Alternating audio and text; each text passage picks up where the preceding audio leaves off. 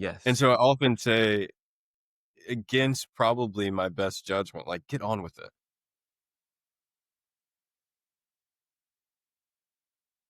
Yeah.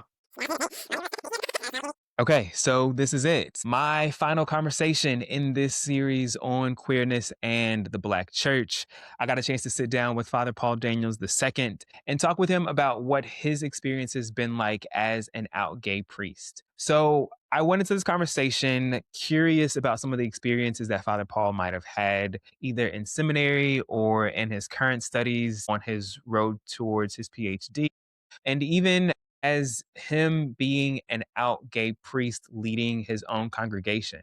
Ahead of this conversation, I had some ideas around like what those experiences might have been. And I was pleasantly surprised to learn that those are not Father Paul's experiences. And while it was a little disorienting at first, it definitely opened up my perspective to what queer experiences can be when it comes to faith-based spaces.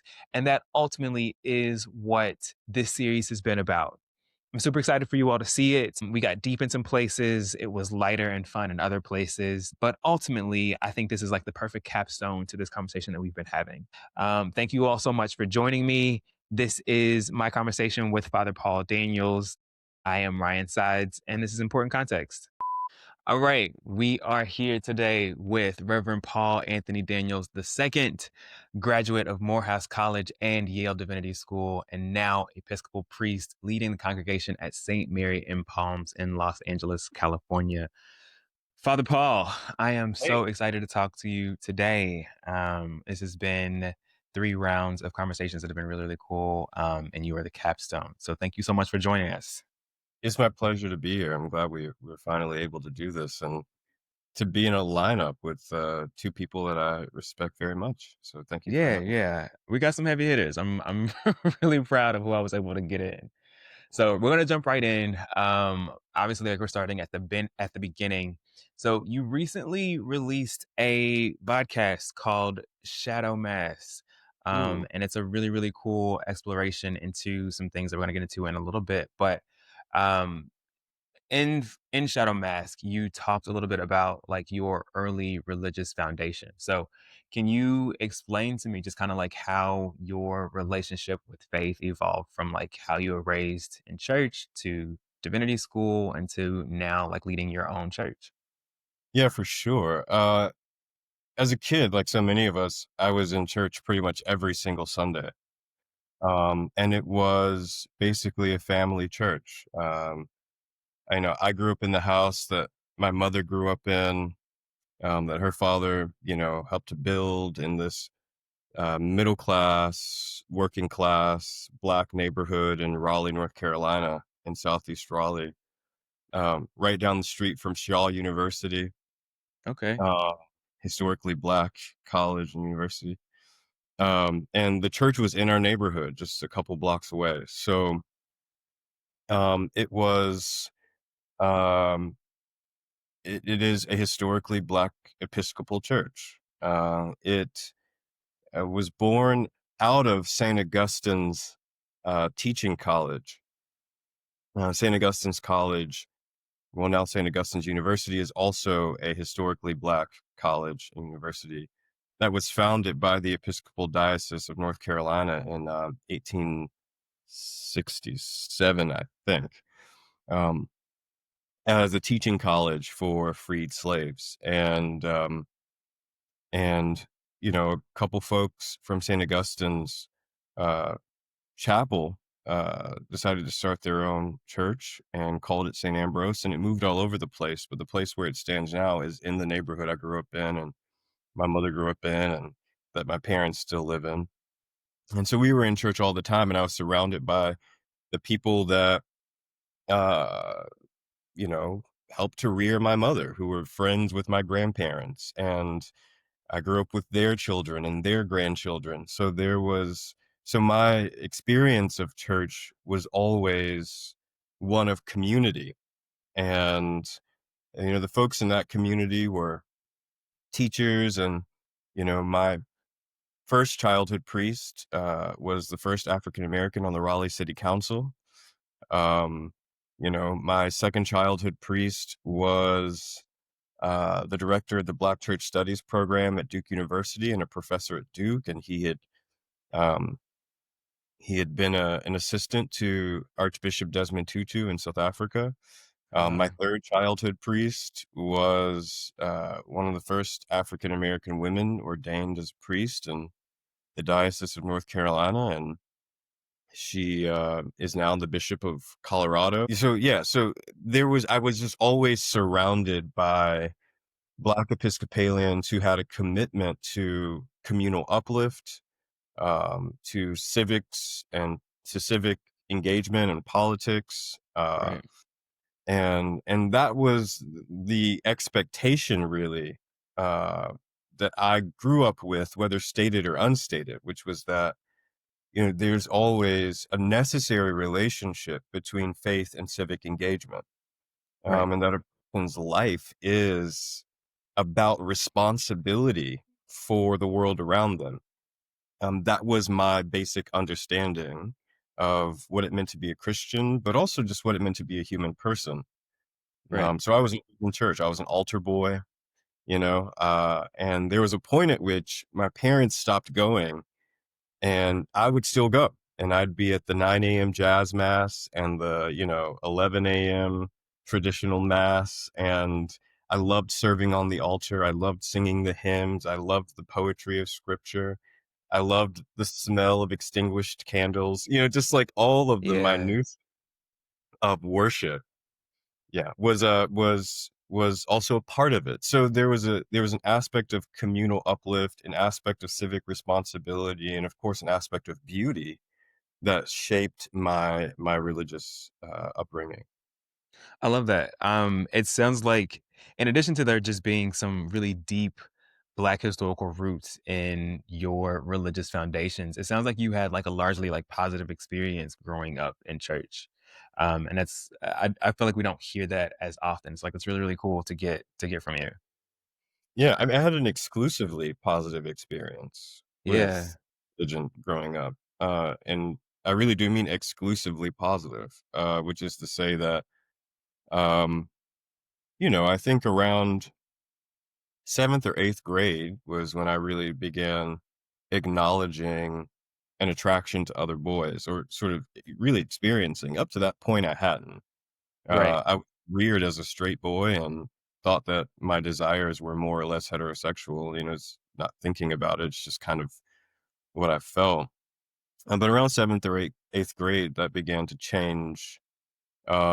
And I didn't really think twice about it, right? It Yeah. didn't never felt, and sort of exploring those feelings, it never felt deviant, um, with respect to the kind of exploration that it was. Um, it only felt wrong because, you're not supposed to be, running around, sneaking around, Experimenting. Yeah. experimenting, like that's what felt deviant, but the actual experience itself didn't feel deviant. And then, around ninth grade is when I really started to commit. Yeah. And the pressure there, the fear there had nothing to do with God or church or religion. The fear there had everything to do with like the social stigma around it, and what everyone at school would think about, the one of the football team quarterbacks and one of the tracks, runners, and messing around and being gay, right? Like it was Right. always a social pressure rather than a religious pressure. And um, when I I'm think about it, curious. go Oh, ahead, go ahead. I'm please. sorry. No, I was just gonna say, and so, but a part of that was that, the Episcopal Church as a Christian denomination, had really in 2003 had gone through a very public transformation whereby, the diocese, the Episcopal Church in New Hampshire, elected the first openly gay partnered bishop Right. of any Anglican church in the world. Um, and that was not exclusively positive, but it was broadly well received in many sections of the church. And so that was kind of the standard of excellence for me in terms of Yeah. faith and sexuality. That was gonna be my next question was like, that's That like, I've never heard that. Actually, like, I've never heard that. And so I was going to ask why it is you think that you were like, that was your experience, like, that you did not have those hangups that, like, I think so many others of us do, having grown up in the church, right? Like, you did not have that initial connection with, like a negative association with homosexuality or like your queerness as you were discovering it with like this religion that you had grown up loving and like having like, a deep appreciation for from like an early age. Oh, some people aren't gonna like the answer to this question. Okay. Um, a part of it is like, I set the stage early. I grew up in a family church basically, and so everyone in that church, I think, felt like they had a responsibility to me and all of my peers because we were the children and the grandchildren of people that they loved. And Yes. so we were their children too. And so they loved us like that. They cared for us as if there was no difference in, in blood or family lineage. We were all one big family. Like truly Um, communal. truly communal. So there's an aspect of it. But also, those people in that church were worldly people. They were scholars and they were politicians and they were teachers, right? And they were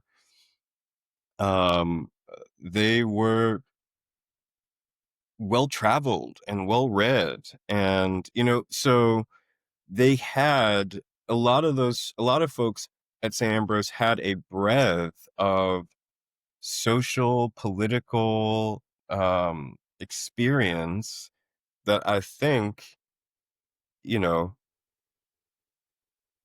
made them more receptive to difference. Yeah. Um, they had the capacity to understand difference at a very complex and complicated level that was not hampered by religious bigotry. Yeah. Uh, they were Christians. They were Yeah. Christian in their hearts. So whether or not they knew anything theologically, right, about how to justify, or to affirm queerness, they were Christians in a way that I think we're called to be. Okay. So in Shadow Mass, you talk about coming out to your mom and dad Right. and the disappointments that they expressed there and how right now with this context, it sounds like they were pretty aligned with you also in that it wasn't guided by their religious beliefs, but it was more so just kind of like the expectations that they had to mourn by you coming out more than anything else. Was that a pretty clear assessment? That's right. Yeah, that's right. Yeah, it was the morning of expectations. Yeah. Um, and I came out to my parents on 2 different occasions, one and then the other, right? And I likely did it the way that I did it precisely because they weren't in the same place at the same time. My dad was off on a business trip and um with his union, and my mother was at home. I don't remember. I think it was maybe a Friday or Thursday, something like that. And I sent her an email in in the same house. It was like at 11. My the computer was in my bedroom. You know, Right. and so it was like 11 p.m. or midnight or something. We had been arguing the previous day, or I don't remember. I had already told my older sister. I was 15 or 16. I was 16, so I was always arguing with my mother, right? And um, I told my sister, and my sister was like, "Okay, I love it, but like, don't tell mommy and daddy." and uh, and I was just angry, and I was like, "You Yeah. guys don't understand me because." you don't know me. And so that night I sent my mom an email and I said something ridiculous like, I'm a gay Black American. It's like, like something completely unhinged, you know?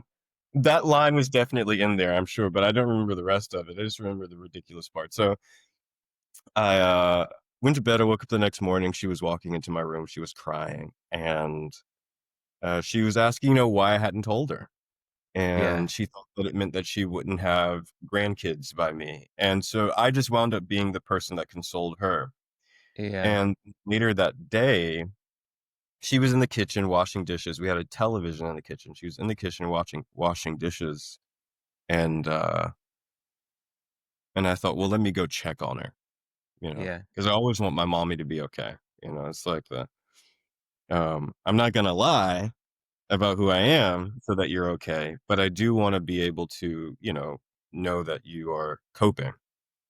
And so she's washing dishes, and I start to talk to her, and then Oprah comes on,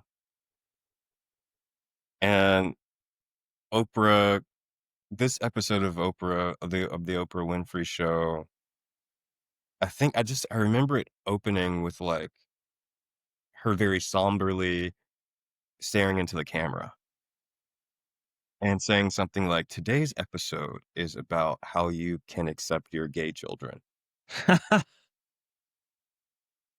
And that might have been my first proper mystical experience in a particular, Yeah.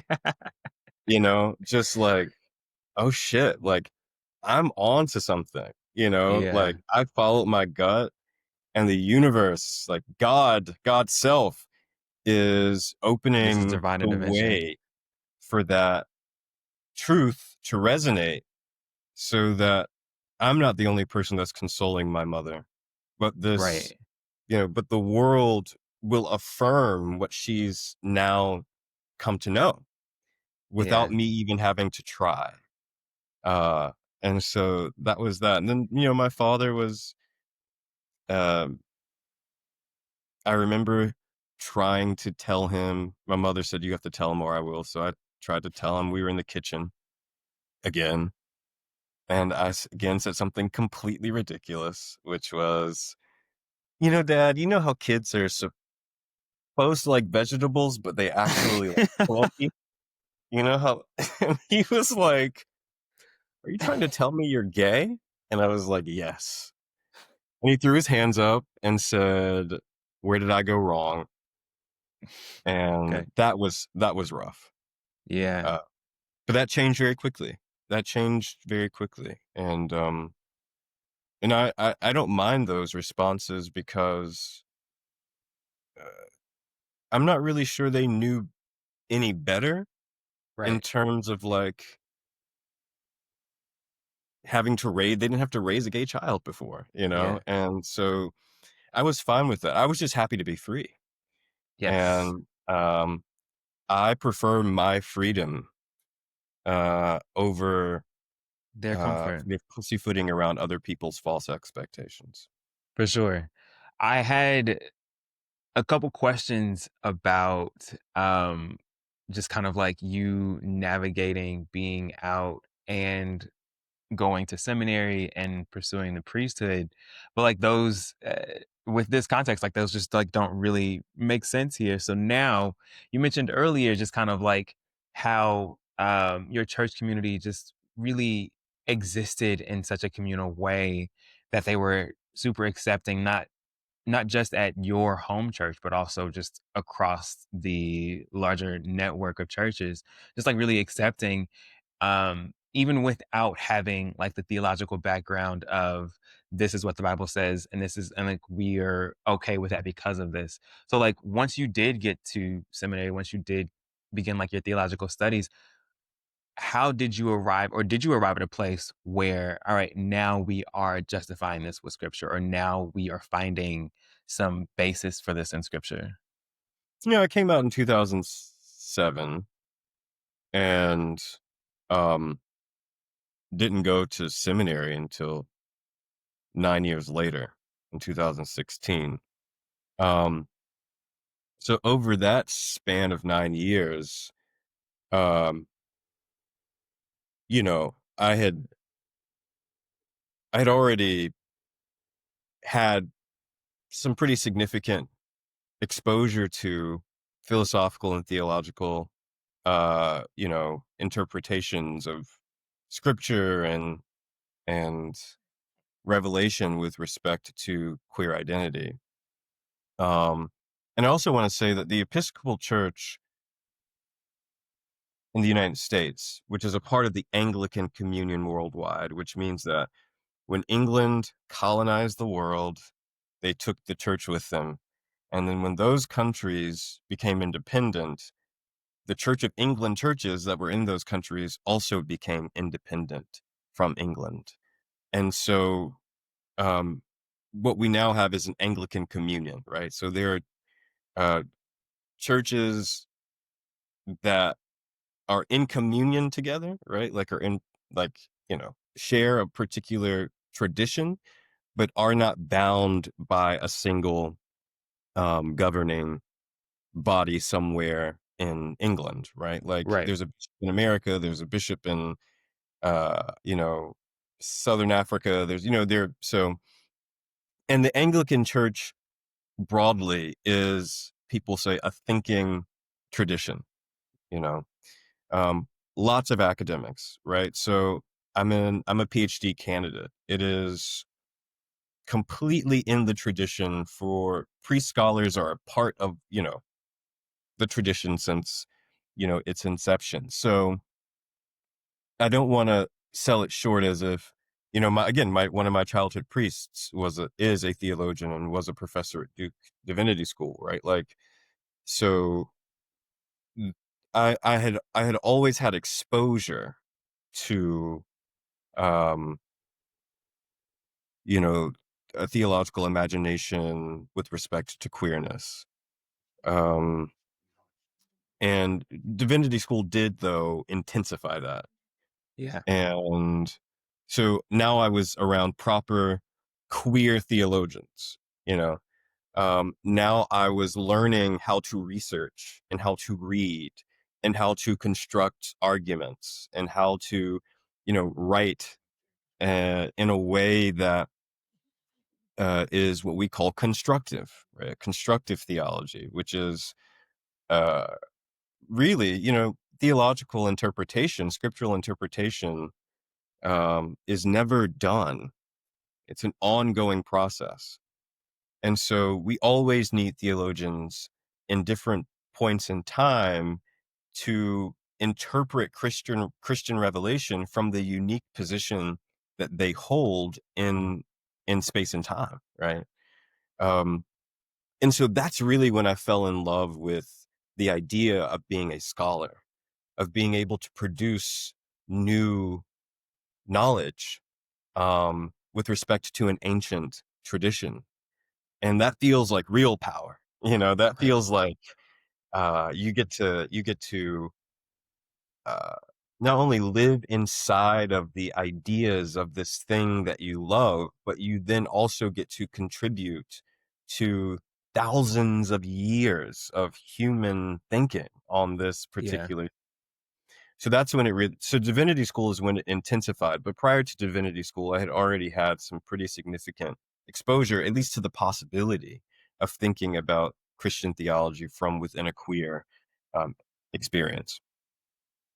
When you are in the pulpit at your church now, um, and I imagine, like, as you discussed earlier, it is a much more accepting and embracing community of different identities.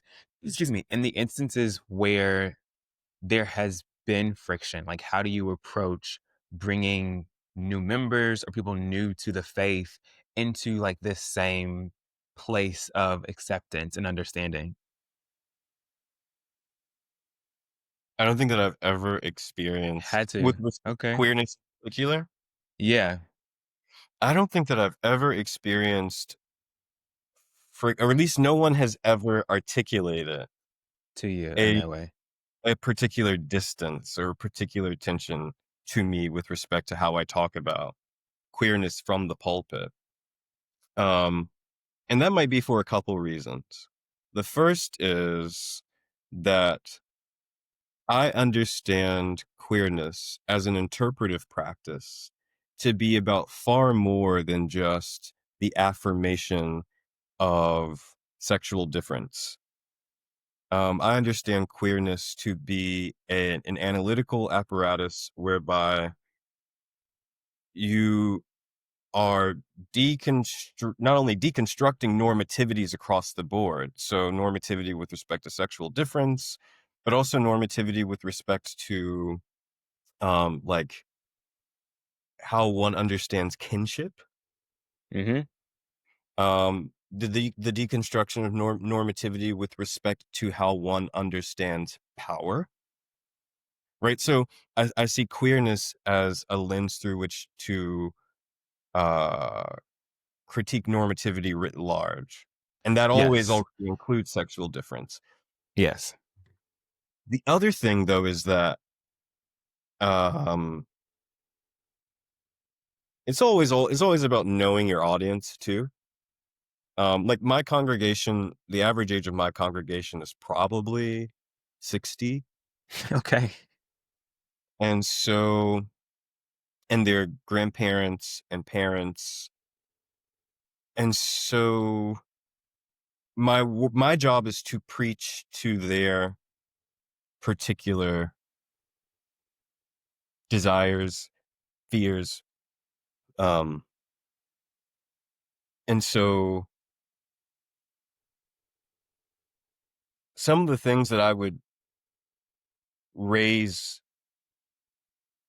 in the preaching context with like a 32-year-old gay person are not the same things that I would raise with the 72-year-old Right. gay person or straight, right? So like it depends on the context. And there's a lot of like I do like deviance. I do like doing theology deviantly. I do We're like gonna get to that in a second. yeah, sure.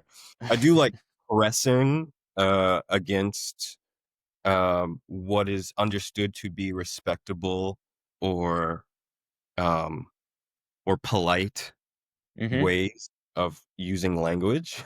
And but I don't always see a need to do that on Sunday, right? Right. Like if we're talking about I'd much if we're talking about the poor, or we're talking about love, or we're talking about, you know, justice, um, you can do that queerly without having to think about sex, in this Right. sort of explicit way. So I think that maybe there hasn't been a lot of pushback in the context of congregational preaching because there haven't been a lot of situations wherein it would make narratival sense to be deviant in that way. Now, maybe if Yep. I did, it would be pushback. But I'm also not interested in just being deviant for the sake of Provocative force. Yeah, yeah, absolutely. for the sake of being provocative. It's just like, is there a place? Is there a time? Yes. And what is that place and time? And so I try to speak to the moment in an earnest and honest way. I don't personally need to be right doing too much all the time, if that makes any Right. sense. That feels No, it absolutely an answer, but no, it does, and we can kind of like sum it up in this way. It sounds like I think at your foundation, like your approach to discussing, preaching, existing within queerness, like there's a larger movement of cishet people identifying as queer under the understanding of queerness as like a political alternative or queerness in like a social justice context, right? Like to your earlier point, much larger than the sexual identity of it. And it sounds yeah, like that's your approach to it. It's like we're talking about queerness in the sense that it is the alternative to the existing norms. that's And so right. like when you express it that way, it makes so much more sense in the context of like how you might approach it from the pulpit as opposed to like how you might Yeah, approach that's it right. like I in a mean, conversation at brunch. we're in what in the church calendar year, we're in a season called Advent, and it's Hmm. the weeks preceding Christmas, which is the birth of Jesus Christ, which is God coming into the world in flesh. And um and the season of Advent is preparing for the coming of God in the flesh. And what you're preparing for is God to reveal God's self as a child, as a baby, right? And the interpretive angle of that is that God chooses weakness as strength, right? That is always already a queer interpretation of power, right? That, if the world, right, interprets power as uh Show of dominate force. Yep. show of force, right? God interprets power um as empathy, as gentleness, as, and so, and that overturning of the standard, or that flipping of the standard of what power is always already queer. Yeah. And Power so I don't existing in the need, sense of like being meek and mild. yeah, right. I don't need to say that. Like, and there's a Yeah. part of me that resists always like queering so and so. It's just I'm way more interested in just doing the thing, like just being queer in Yeah. how I interpret, in how I move, in how I speak, without needing to constantly like speak at a meta level, right, about the thing. Yeah, I I love and appreciate that as a perspective.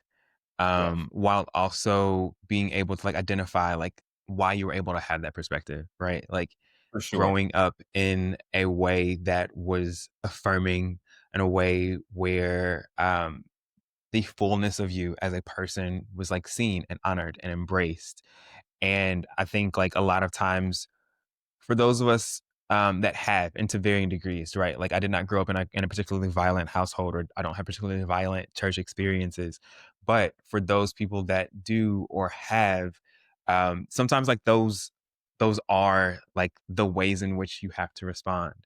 And I know like I can acknowledge like the importance of those things. And also this is like hearing this from you is a new experience for me. Okay. And it is nice to hear that not everybody has had to, right? Like not everybody has had to shout it from the rooftops. Not everybody has had to be like on the nose. There are degrees of nuance that can exist when you are loved at the onset. Yeah. And that's really, really cool. Yep. But I want to I'd like switch. that at Oh, go some ahead. point. You what? Well, I was just gonna say that, and I don't know if you're gonna ask me a question about how I, as a pastor, would care for folks. We can. Yeah. I mean, if you have that question on the I docket, didn't, then but I'm curious now. Yeah. yeah, I think that, um, I think that it's so complicated because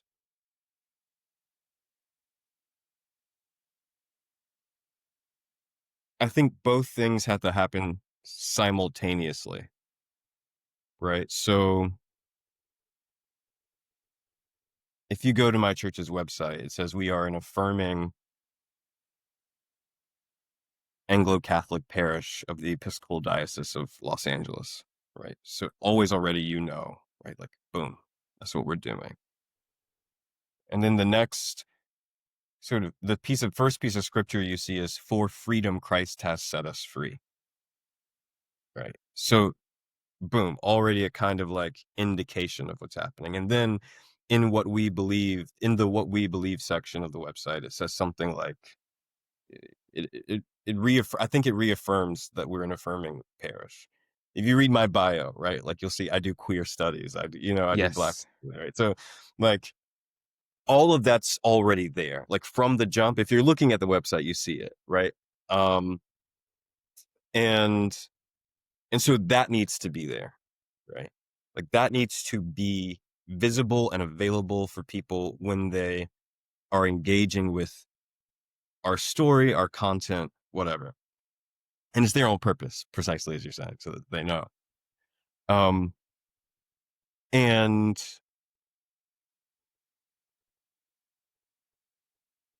as a pastor, it does make sense for me to say, like, whatever you've experienced in the past with respect to your sexuality, especially as it pertains to like being um, ostracized or uh, abused or um, you know made to feel ashamed. Uh, None of that has a place here. And I think that whether it's religious trauma or any other trauma, I'm not a psychologist, I'm not a therapist, so from my own experience of trauma and reading and watching the trauma of other people, at some point you have to be able to re-narrativize the past, or re-narrativizing the past is a part of the healing process. Yes. And so, Those are the two things that you're saying have to happen at the same time. yeah, the Gotcha. affirmation, but also, The okay, decision. I know the decision, Mhm. right? Like, I w can I have a relationship to this thing, faith, that isn't entirely constructed around my fear of it, my experience of it as violent? Because what faith does, it can and it should be a tool for us to navigate all of the questions of our lives. Right. Death, uh, hopefulness, uh, friendship, you know, and yeah, I'm gay doing all of those things, but if I circumscribe my faith to the mere affirmation, the continual affirmation of this one aspect of my identity that I need it constantly to tell me that I'm okay, then I miss out on how just living into the nuances of the wisdom will affirm that I'm okay, that I'm worthy. Yeah. You know? So it's not non-affirmation, but it's affirmation through the back door, right? Like Okay. it's affirmation that holds up the whole experience of the human person and not just the rhetorical, I'm okay. Right. Right. If that makes any sense. No, it absolutely does. And Pastor Mike said something similar. Mm, Um, I think it is, and I'm, and getting back into like what you are saying, it is, excuse me, you were thinking holistically about the people that walk through those doors. mhm. And it is important for you to enter in this space knowing that, yes, I am gay or I am queer, and it is safe for me to be here. And also, we are talking about so much more than that. We are talking about that in conjunction to the other aspects of you.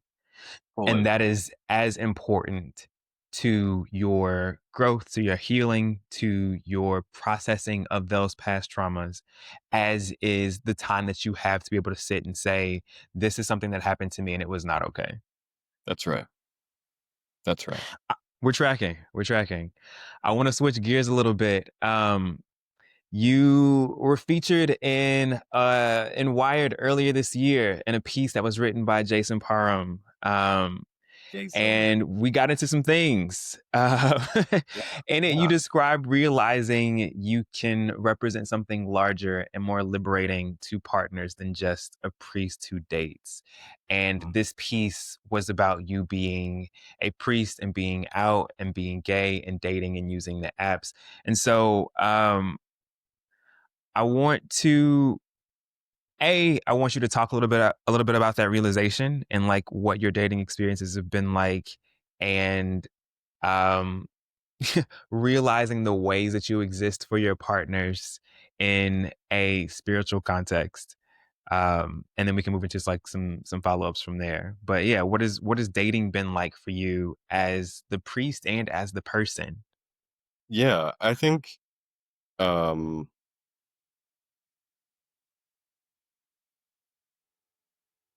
so I think that one of the stories that I told in that Wired interview was about, living in a church-issued apartment in New York Mhm. and, um, having someone I was dating at the time come over, and he was saying that he felt redeemed, but not by me, Right. uh, thankfully, uh, but by the ability to experience honest intimacy in the context of a literal church space. And that, like, frame was like, "Oh, yeah, I'm okay. Like, this is like, I'm claiming my power in this space as I am, and that's great." And that it never quite happened. No one had ever articulated that before. Um, and so I thought, "Oh, nice, like, loving another person as the unique person that I am will always provide opportunities for people to enter into space that may have been traumatic for them and may allow them to re-narrativize that, as we were talking about, may allow them to re-narrativize that trauma." Um, so there's that. It's also the case, I think, that like I am a person, and so you know I'm fucked up in a lot of ways. Like we all are. Maybe not with respect to like church trauma, but Right. like I'm the youngest of three and the only boy, so I'm a brat. You know, um, I um, Yeah.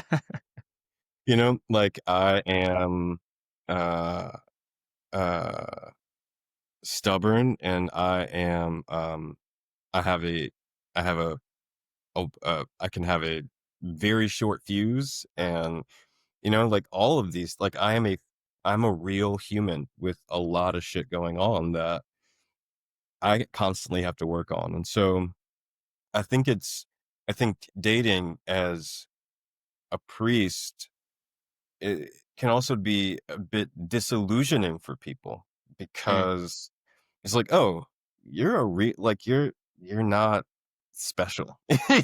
Yeah. Yeah. Or you are special to the extent that like you're still a human, and that um e- that living a religious life doesn't necessarily mean, and nor should it mean, the perception of perfection or the perception of inviolability or invulnerability. Um, and I think that relationship is always about giving the person permission to be fully themselves. Right. And if as a partner I give some people sometimes permission to experience redemption through the truth of who they are, and being in space where being in religious space sometimes, and not having to feel the pressure of shame. I think partners give me permission to be fully human as a religious leader without feeling judged. I know that Right. seems mundane, but it's not. Yeah, I was gonna say, I think, I'm curious from you, like, that's a thing that those of us that are not priests or spiritual leaders maybe take for granted as, like, yeah, I am arriving in to this space, I'm arriving into this relationship with you as a like, a whole person, inclusive of the things that I am flawed in, right? Like, that is a thing that, like, we share and understand about each other, and prior to having this conversation, I don't know that I would reflexively have that assumption Mm, myself, right? Like mm, I would like to believe that I would arrive there fairly quickly, but sure. like I can imagine any If it was number me, of you'd have no situations. choice.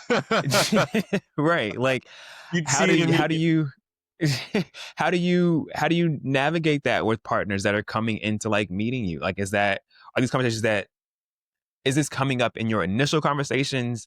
Are these things that like you reserve for like, all right, we've gotten to a specific point? Like when do they get the human of you? Instantly. Yeah.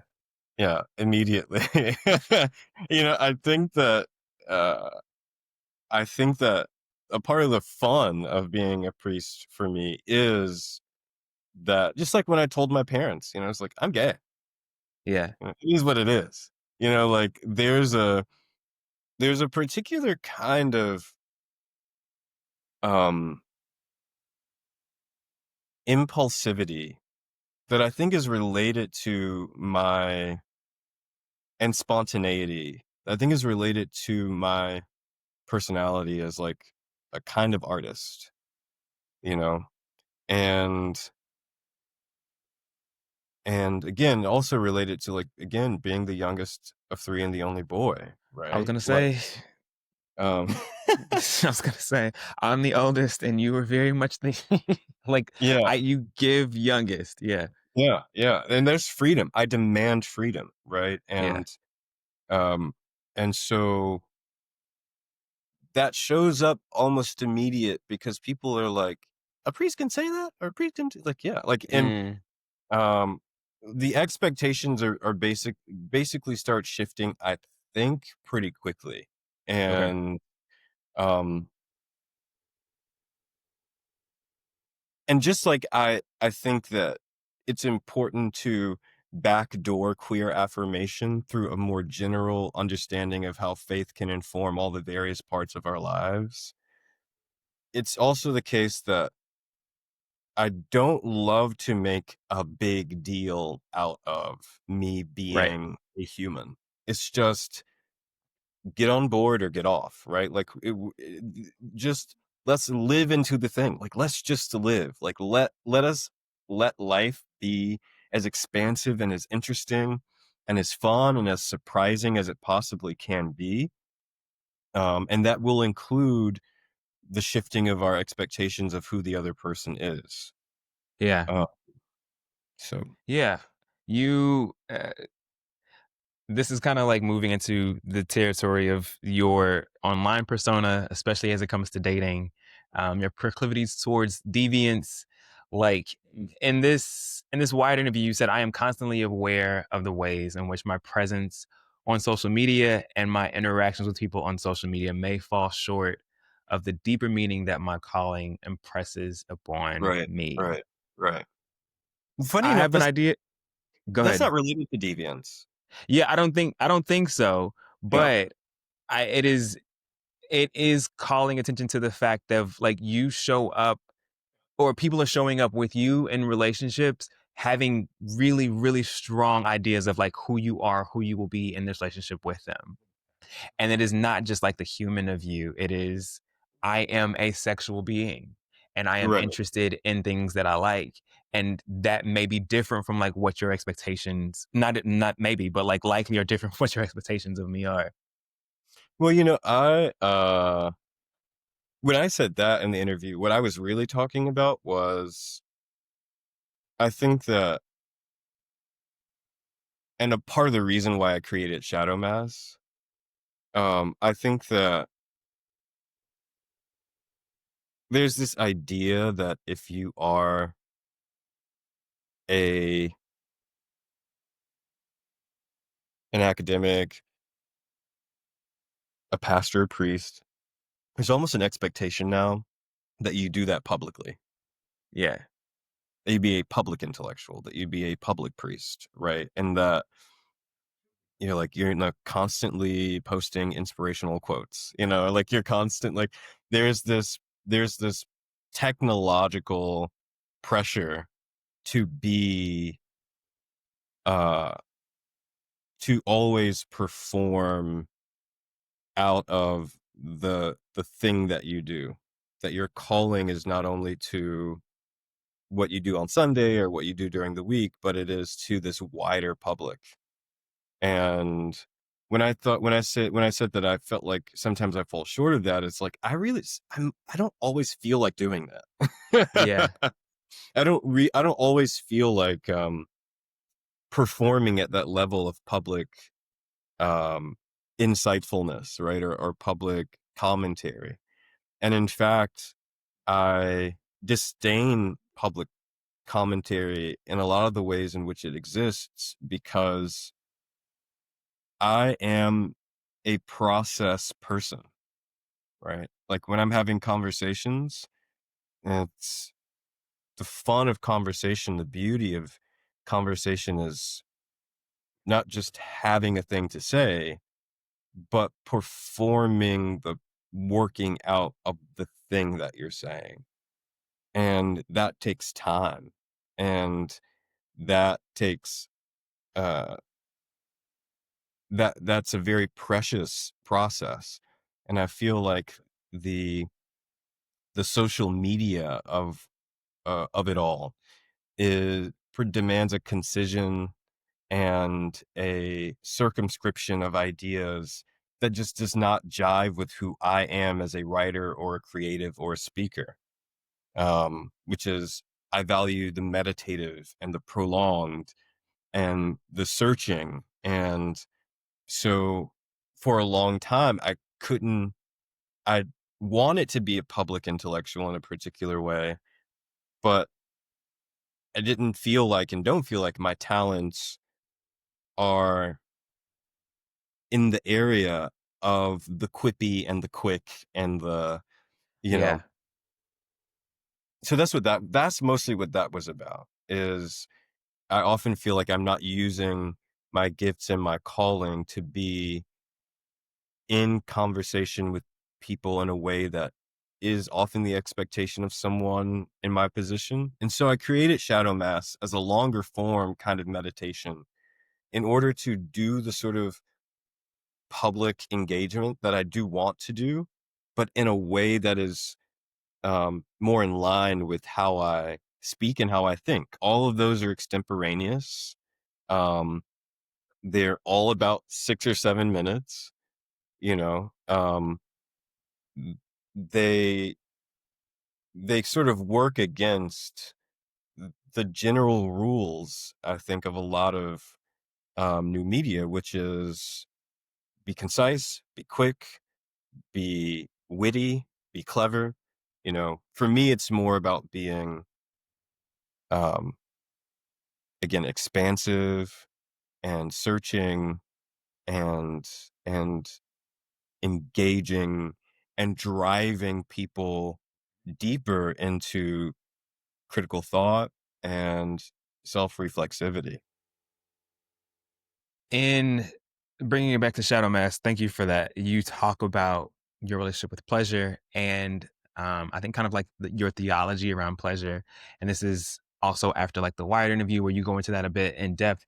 Can you share for me just kind of like what your relationship is to pleasure and like how you built that into um, your spiritual existence?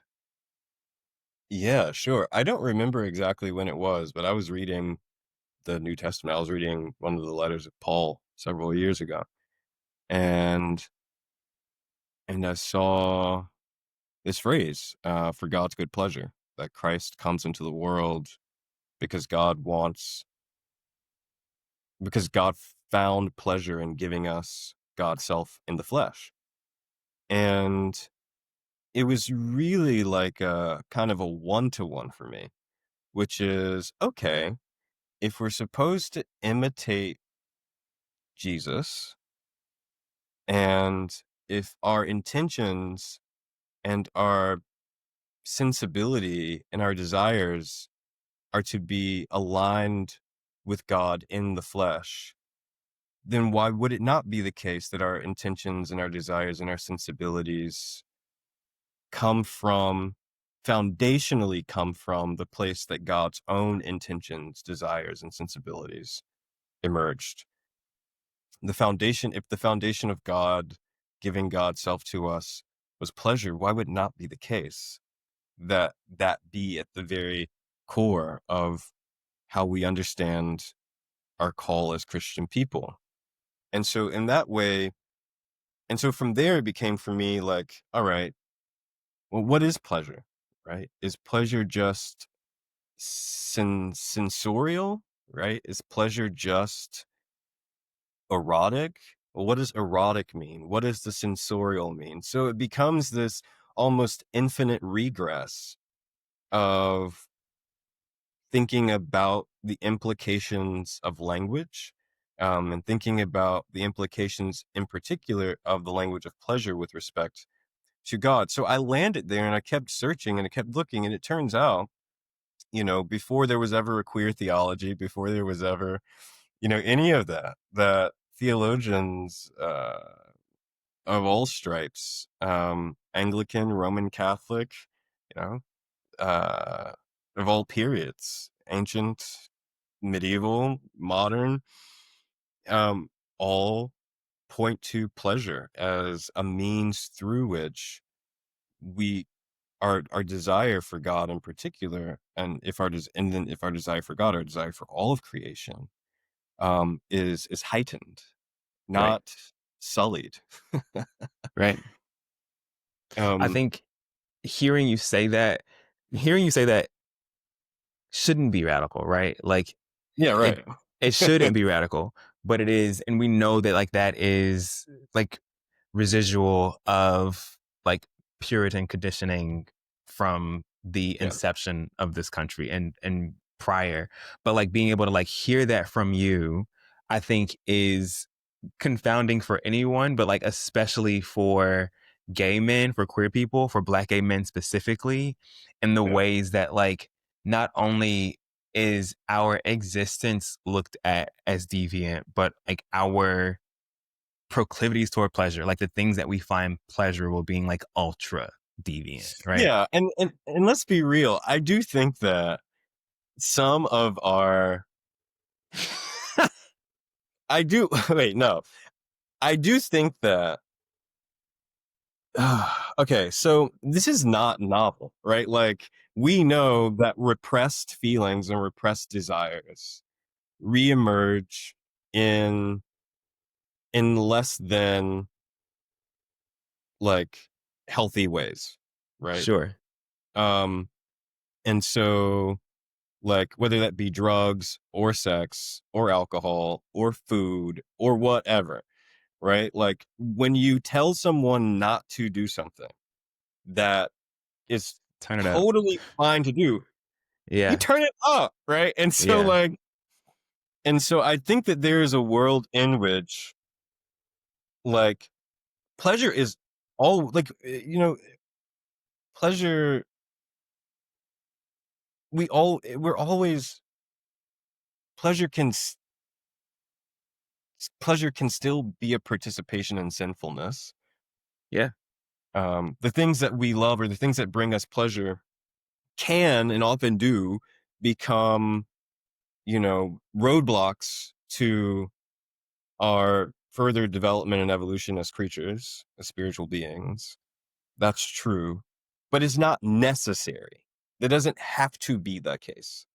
And so, to the extent that we can accept it as baseline and not radical, right? To the extent that we can understand pleasure and whether it be sexual or intellectual or whatever the form of pleasure is, to the extent that we can understand it to be very basic, I think helps to work against a kind of overindulgence that then becomes a roadblock to our further development as spiritual beings.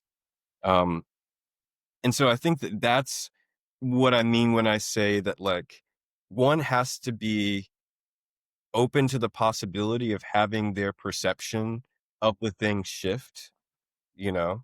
So if I constantly remain in a adversarial relationship to faith and only think that it can ever mean embargo on who I am, then I think that that is what helps to breed a sort of relationship to pleasure that can be volatile, unnecessarily volatile.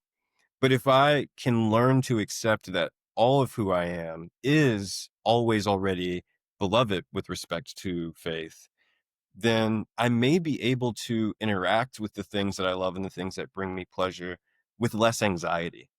And the extent to which I can interact with the things that bring me pleasure with less anxiety, I think is the extent to which I can hold those things with some levity and with some balance and with some grace.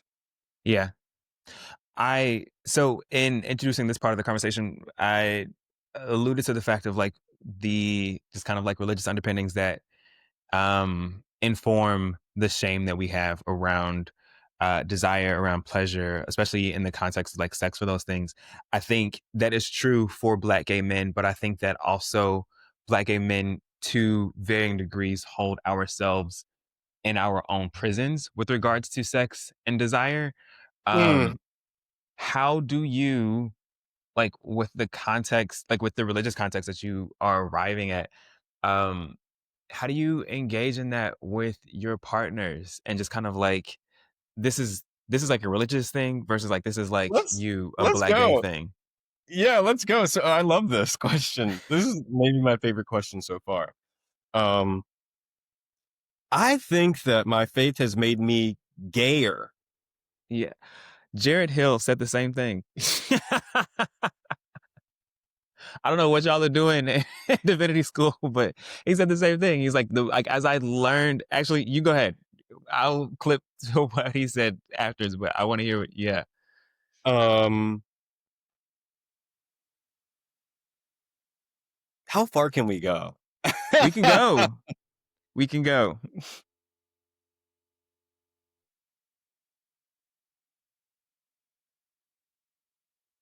Faith is fantasy. Okay. Sure. All right. Fully agree. Faith is fantasy. It's complete mystery. It's faith, right? Like I can By have definition. I can have zero certainty about the revelation that I've received through the tradition, but I can test it out. You know, I can walk in the ways of it and find how the testimonies of other people align with how I've searched and how I've found and but that's all that's all uh um opaque, and that doesn't mean that you don't that doesn't mean that you don't find alignment, or that doesn't mean that you don't find the ways in which this mystery really does materialize, but it is a proper mystery. And to decide to engage in that level of uncertainty and conceptual risk and mystery is like the highest level of fantasy. Because with a lot of fantasy, it's like, oh, this is a novel or this is a world. Yes. Versus this is governing your life. This is the world. Like, this is Yeah. the universe. You know, like this is a fantasy that is totally ingrained in reality. Well, I don't know what happens after death. Well, I've never like had God speak to me in my ear. I totally believe that there's a there there. Hmm. Um, and so if you're a religious person, if you're a religious leader, and you buy that what you're engaging in is fantasy, and you are you're unbothered by some of the more like violent embargoes on sexuality and gender and all of those things, that can make for a really expansive imagination with respect to sexual pleasure and sexual fantasy and kink and the kinds of um like the kinds of desires that you have, right? And so like I said, raised as a straight boy, um, but I'm a gay man and was presumably always gay, but I still am attracted to femme people, Yeah. right? And so that and I'm, like, unashamed by that. Like, it's Right. like, it just makes sense. It just is what it is. Like, I'm attracted to Right. femme people, and as much as I'm attracted to masked people, and as much as I'm attracted to, I'm attracted to women, and as much as I'm attracted to men, right? Like, um, and I'm socially gay, right? Like, I date gay, Yeah. um, and I think far more men are homosocial in ways that they are not arrived at places of yeah, yeah, acknowledging yeah, just yet. But yeah. yes. So I think that the faith and the fantasy that it is has helped to structure a real sense of fantasy, sexual fantasy, kink, you name it, desire that feels completely normal to me, like So, completely normal. so it sounds like you're saying because I am already committed to uh, just like using like colloquially, like I'm committed to the bit when it comes to faith, right? Like faith requires me to think To in the suspend, fantasy realm, huh? yeah, To to suspend, suspend, exactly. Faith requires me to suspend belief to such a degree. Why not also yeah. apply it in this place? Yeah. But it's not even that self-conscious. It is like you just do it. You just do it, like Yeah. literally, like what I've just described to you theoretically is a step back. It is the Yeah. 30,000 foot view of me looking at my life and being like, "Oh, damn, I think that maybe Hmm. I am okay with my life in this way because Of this this thing. Yeah. this thing that shaped me." But it was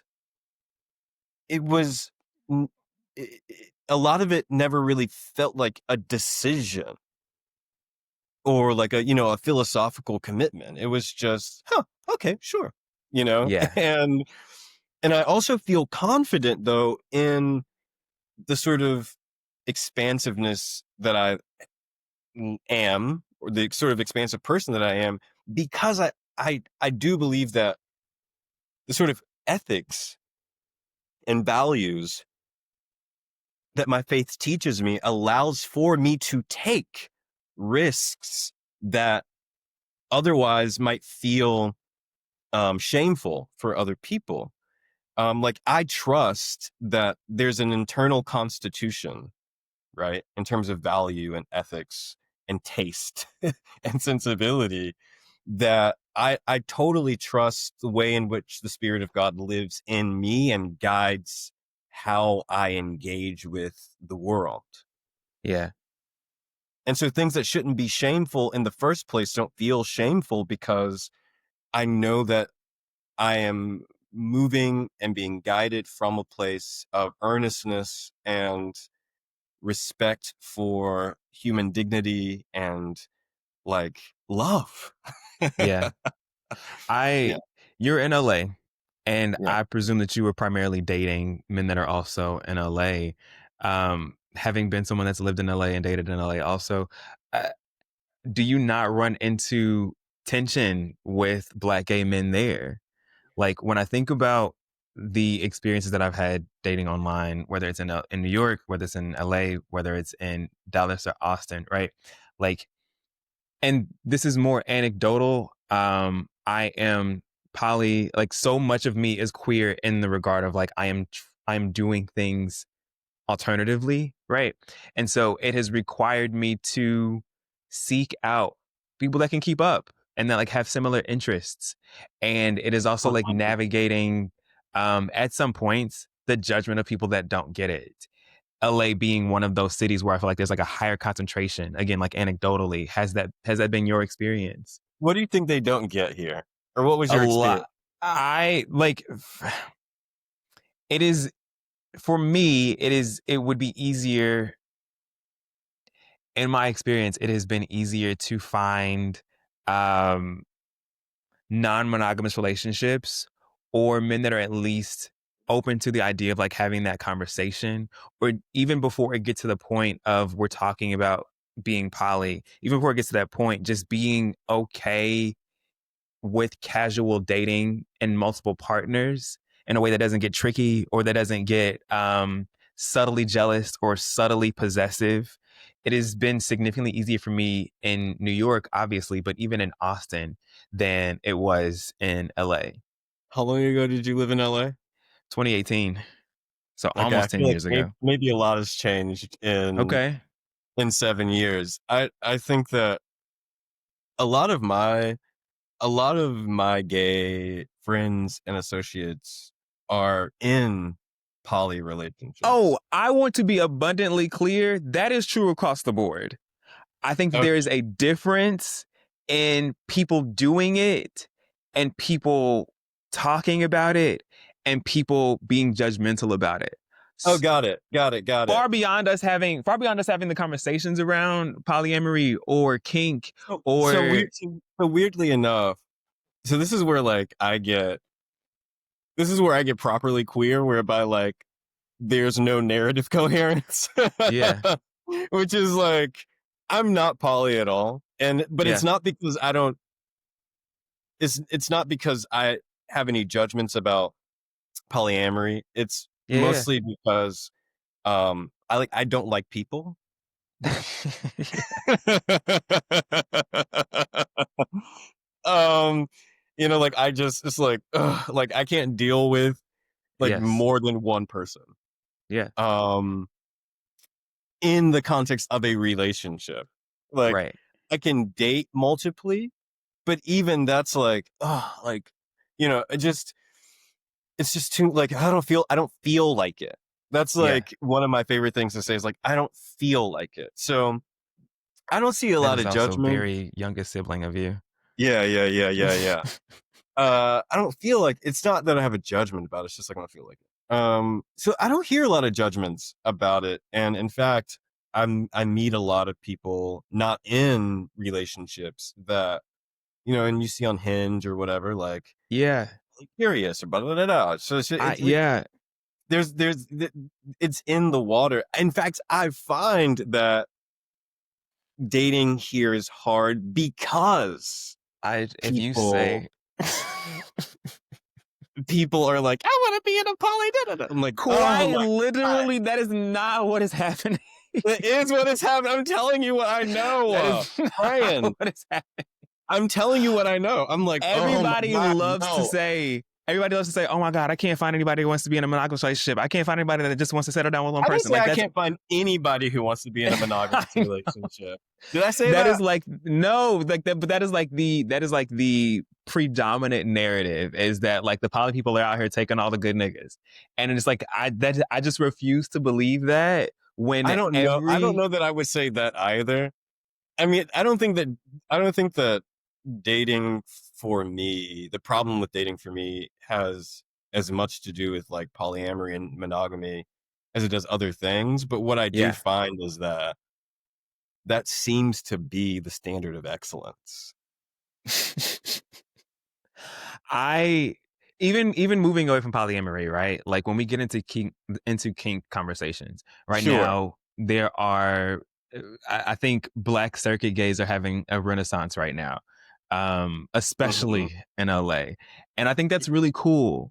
I think that's really Yes. cool. But it is a thing that like has arrived after so much conversation and like so much wrestling, and even still like there's so many like pockets of judgment that exist in opposition to that I think like that is like this is like our punk movement, right? Like black circuit culture is like our punk Okay. movement, I like that. I like right? that. I like Like that. deviant the party is named aptly so, Right. like versus like a horse meat disco or an alegria, right? Like it's not, it doesn't need to be meta in that way, but for us it does because it is counterculture.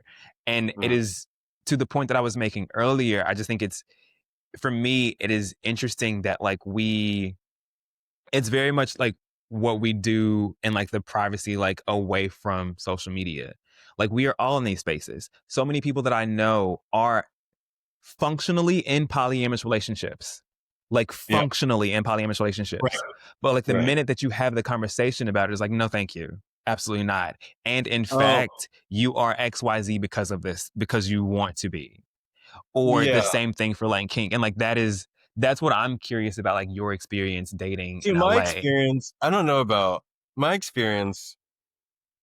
The people that I know who are functionally in polyamorous relationships are very open about it. The most of the people I know who are in polyamorous relationships are functionally in polyamorous relationships are happy to talk about it. Yeah. The kink part is for me it's like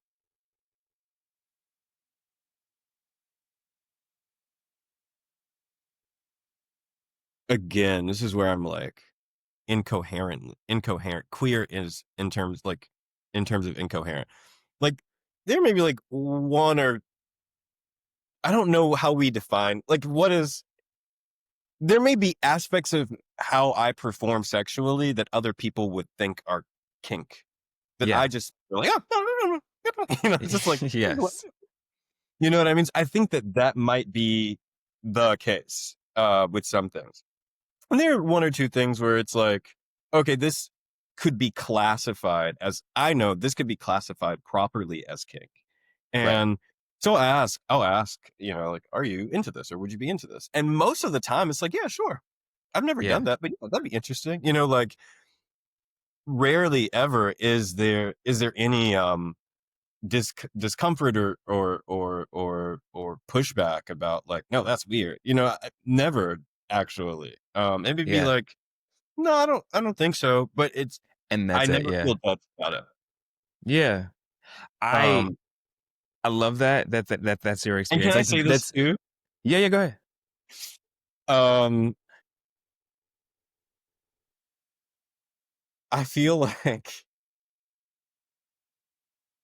no, I don't know. Anyway,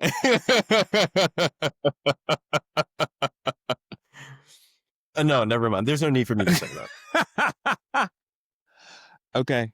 I will Like I'm okay. not like now pushing into like this is real Paul territory whereby like Yeah. I'm just being like uh I'm being obtuse for the sake of being obtuse. I'm not gonna do that right now. Oh yeah, thank God. Jesus Christ. No thank you. No thank you. Why? I like I Being mischievous. I want to be mischievous, but I'm gonna like not. okay. No, I'm all for you being mischievous. I for me, and like I want to be mindful of your time, so I'm gonna wrap this up really soon. But Okay. I so much of internet discourse, especially around like things that I think deserve um maybe not necessarily like a serious take, but like we can jokingly like wrestle with this like in earnest. I think people out of a desire to participate, out of a desire for like inclusion, will do or like say things for the purpose of like I want to be contrarian or I'm going to be Oh contrarian yeah, no, or no, no, a contrarian perspective is the only one that I can offer because like I'm not really a part of this thing. no, no, no. I do have perspectives on a lot of things that I think people would call contrarian, but they're Yes. rarely ever. It's really honestly rarely ever just for the sake of being contrarian. In fact, that's kind of boring. Fully. Um, it's all for me. It's always like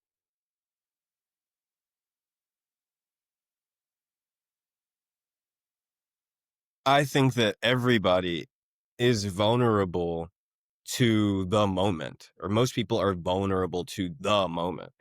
Yeah. It's like taste is like you don't have your own taste.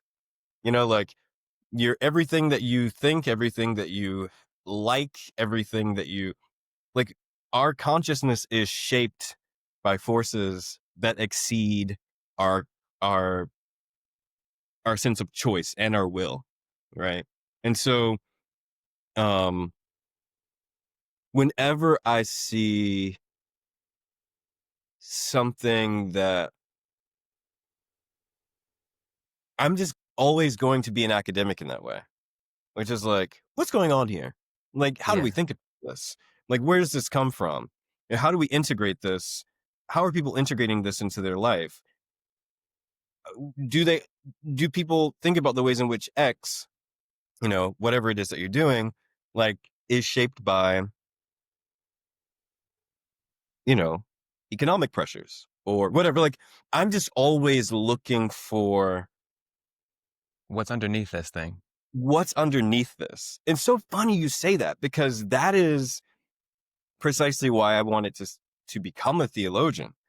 Is I remember sitting in church at like 11 and hearing the blessing, which is the benediction, which is like, may the peace of God, which passes all understanding. And I was like, whoa, the peace of a peace that passes understand. Like, what does that mean? And I literally said to myself, like, I want to get underneath that. And Yeah. so my goal in life has always been get underneath it. Like dig, dig, dig, dig, dig, dig, dig, dig, dig. Never stop digging. Always dig. Figure it out. Tear it apart. Think about it. And so I think there's one way of being a contrarian, which is like you don't really have much to offer except like, what are y'all doing? Right? That's which is one thing. And Yeah. there's another way of being, I think, what is perceived as a contrarian, which is merely to ask fucking questions about what's going on. You know what I Yeah. mean? And It's that's the all. intention of like understanding versus I don't have anything to contribute. So Right. yeah, I get Being that. criti being Being critical, critical. which isn't the same as my friend Jared says, which isn't the same as critique. I'll also say that the interesting thing, the thing or the uninteresting thing is like, if you're queer, you're black and you're gay or whatever, and you're poly, like, again, queerness isn't analytic. It's not just a marker of sexual difference. So if you claim to be queer, then you should be conceptually open to having your ideas like, you know, like you should be conceptually open to criticality. Yes. If you're not conceptually open to criticality, maybe don't call yourself queer. Like maybe just call yourself gay. And Yeah. you know what I mean? But like don't make the political claim if you're not open to the conceptual consequences. I think that that is a great place to wrap this up. Okay. I think that is a great place to wrap this up. Are you walking away Uh, with a less admirable perception of me? Not at all. Okay. More so actually. I think Okay. and what I appreciate about this conversation and what I imagine is your experience often, especially given some things that we've talked about, is it, it is being able to see the fuller version of you, right? Like, and again, like me coming into this conversation already accepting of a full version of you that I did not know, Mhm. and now like being accepting of a full version that I have more insight to. I think that's really, Okay. really cool. And whereas I and this happened in all three conversations. Like I went into it, and I think it's necessary when crafting these conversations. But like I went into it hoping for one thing and coming out of it with something completely different. Oh, of course, of course, of course, of Like course. I That's what makes wanted. you so good at what you do, that you're open to that Thank you, possibility. thank you. Yeah, like I Do you I do wanted you you to. Oh, go ahead. no, go ahead. I was gonna say I wanted your perspective as an out black gay priest as a marker for what is possible, right? And like these are the things that I had to interrogate within myself in order to exist in this space fully, and from a place that was theologically sound. Right. And that to me was the most important thing in this conversation to the point that I had not considered someone not having to overcome that, right? And that is even more valuable because like Mm, then it's a thing that you walk into. It's like, oh well, this is this is possible. I had two not so considered it before. 2 things. 1, I love the color of your cabinets. Thank you. Yeah. Did you paint those? No, Okay. That's a beautiful just have blue. great taste in choosing my apartment. Yeah, it's a really. I get a lot of compliments on them. Yep. 2, do you title these episodes? I do. Can you title this one "Get On With It"? Sure. Is that an inside joke or is it what's Well, the no, context? that's like my life motto, right? So when Okay. you're when it is a very curt way of saying, like, we were talking earlier about, like, the difference between queerness as an analytic and queerness as affirmation. Yeah. It's like, and if we remain in the domain of queerness as just like rhetorical affirmation rather than a full analytic, we miss the ways in which the faith can be more robustly inform all the areas of our lives. And Yes. so I often say, against probably my best judgment, like, get on with it.